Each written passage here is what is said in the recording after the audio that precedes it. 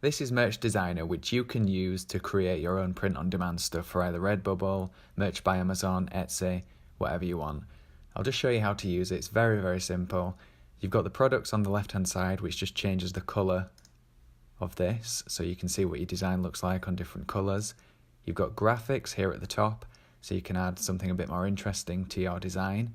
And there's a drop-down menu here where you get different options for what you can select, or you can upload your own, or hand draw, which I wouldn't recommend because it looks quite pixelated when you do that and it's hard to do it.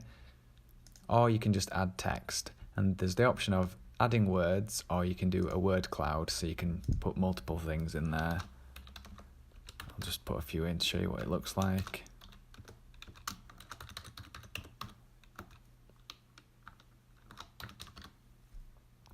Click add word cloud and it will generate a word cloud like that. We'll get rid of that. So for text design, we'll just put something in here. I'll show you how it works. So when you click add text, it puts it there, default font, and you can just use the drop down menu to change to whatever font you want. I'll leave it as the default one. You can change the size by clicking there, or you can just drag it.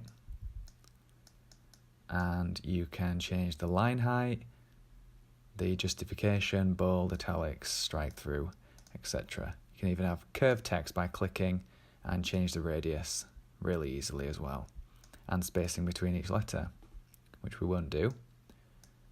But what we will do is just change this.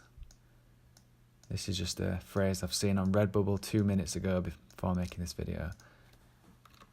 It's wake up and smell. Put this here. See, it's really easy to just drag and drop the different elements. And smell the campfire.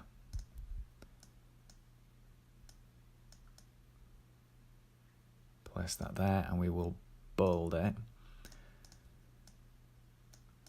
So very easy to make these quick designs. Don't want hand drawing mode, we want clip arts, and there's loads of different sections. You can see we want flames. That one looks alright. And what you can also do is change the colour of everything. You don't click there what you instinctively want to do, or what I want to do anyway. You click there. Or maybe that one actually. Let's get rid of this one. We'll have it as red. Maybe a bit bigger. Let's click off. Back.